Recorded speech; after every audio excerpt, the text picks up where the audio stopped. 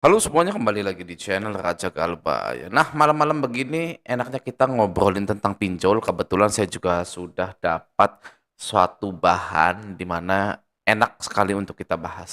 Ya, langsung saja kita lihat di sini ya. Nah, di sini ada dari Mas Valentinus Grunadur Advent gitu ya. Dia bilang begini, nih aku tunjukin sedikit cara galbay biar agak tenang. BTW aku mantan Deskol dan FC lapangan area DIY dan Solo Raya ya, jadi sedikit paham cara kerja mereka. Namanya Valentinus Grunado. Ini yang beta-beta bukannya?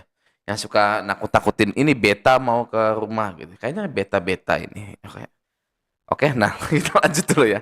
Nomor satu, kata dia, kata si beta ini, jika galbay di aplikasi Kredivo, Aku Laku, Kredit Pintar, Go Pinjam, Cairin, dan Pinjamanku, dan didatengin DC, jangan sekali-kali janjikan bayar tanggal berapa.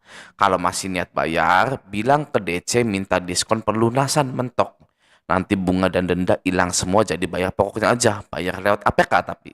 Gitu ya, jadi kata mantan DC beta ini ya, kalau mau pelunasan minta potong denda dan bunga mentok biar hilang semua dan bayar pokoknya aja.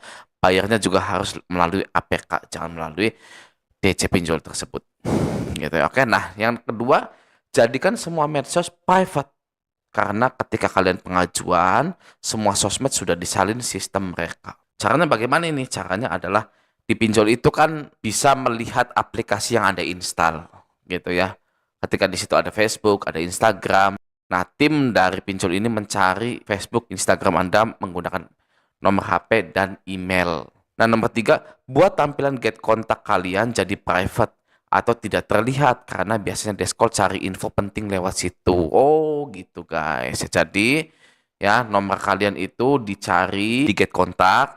Nah, biasanya ada yang nulis misalkan Anda namanya Bagas ya. Bagas supervisor. Nah, misalkan Anda kerja di Bank Mandiri lagi, misalkan gitu ya.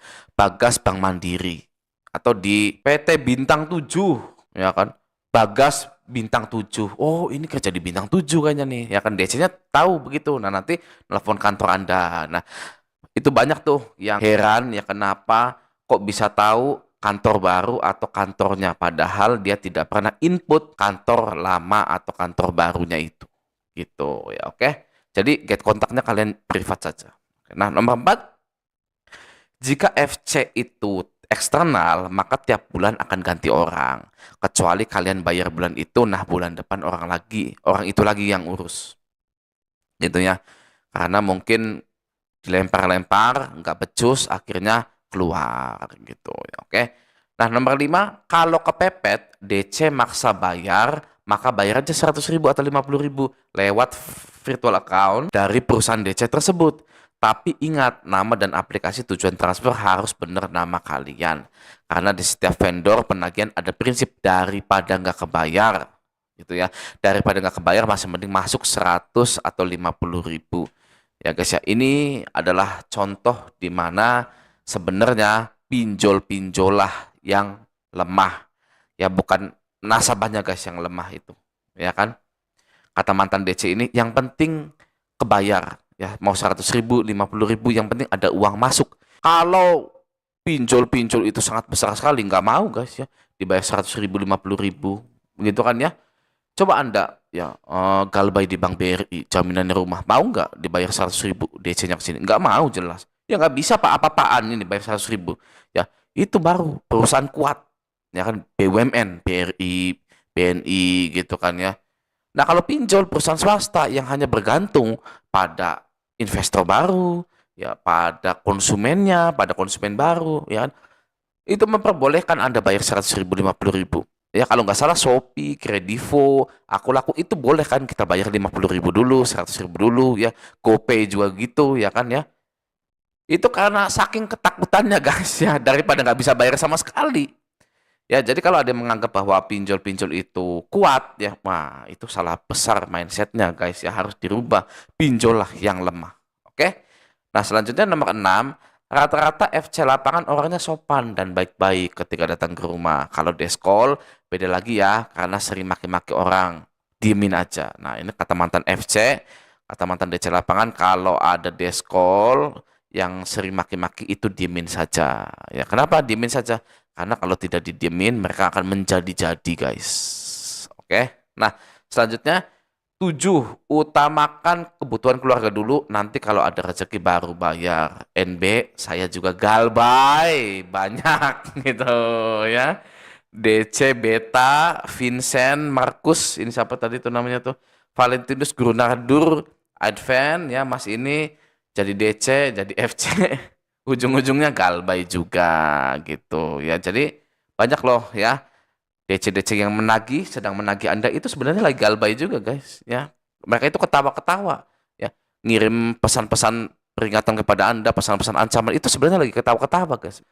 Mereka tenang, ya, karena tahu galbay itu DC-DC-nya itu ya seperti mereka, seperti di sekeliling mereka itu, ya. Jadinya kalau mereka galbay berani, kalau kita kan nggak tahu tuh DC-nya kayak apa, ya kan? DC-nya sangar kayak beta kayak ya kan kayak gini kayak gitu ya kan. Nah, kalau DC sudah tahu DC-nya itu siapa-siapa gitu ya. Ini postingan dari Valentinus ya. Dan komennya ada yang lucu, banyak bacot kau tinggal galbay aja gitu ya. Ya, ini prinsip Raja Galbay itu ya sudah nggak usah banyak bacot lah, tinggal galbay aja sebenarnya gitu ya, nggak perlu ini itu gitu kan ya. Kalau yang nomor 1 sampai nomor 7 ini boleh Anda lakukan untuk melatih mental, melatih keberanian gitu, biar nggak takut, biar berani, mulai tumbuh keberanian gitu kan ya. Kalau saya ya, sedikit cerita tentang saya, kalau saya itu tiba-tiba saja, guys, berani itu, tiba-tiba langsung berani gitu ya, tidak ngakalin ini, ngakalin itu, ngakalin ini, ngakalin itu. Bahkan saya itu pengen disebar data, bahkan saya itu menantang DCWA, pinjol ilegal, untuk menyebarkan data saya, tapi tidak disebar data saya. Tidak ada saudara, teman yang nge-WA ke saya bahwa misalkan foto saya itu disebar di sosmed apa gitu, nggak ada, guys, nggak ada sama sekali. Seperti itu ya. Ya seperti ini, guys, ya, suasana di kantor pinjol itu masih muda-muda ya kan.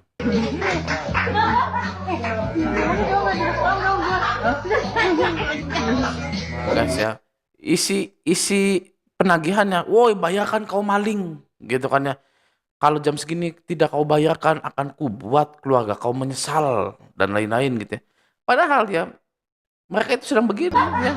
Tuh.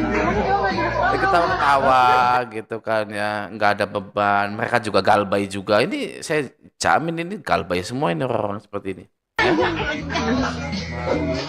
Tuh. Oke.